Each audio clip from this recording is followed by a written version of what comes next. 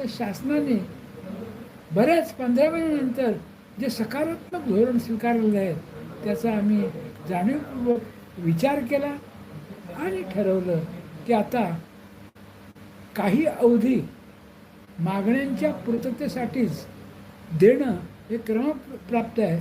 कारण बऱ्याचशा मागण्या या प्रक्रियेवरती अवलंबून आहेत.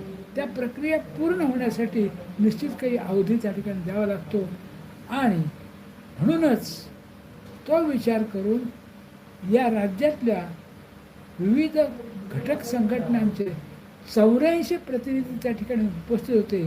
त्या ठिकाणी आभासी स्वरूपाची बैठक संपन्न झाली आणि ह्या बैठकीमध्ये सर्व साधक बाधक चर्चा करून ही चालू असलेली बेमुदत संपाची शृंखला खंडित करावी अशा प्रकारचा त्या ठिकाणी एकंदर व्ह्यू दिसला, बहुमत दिसलं आणि म्हणूनच उद्या 25 एप्रिल 2026 पासून हा बेमुदत संप संस्थगित करण्याचा निर्णय निमंत्रकाने घोषित केला.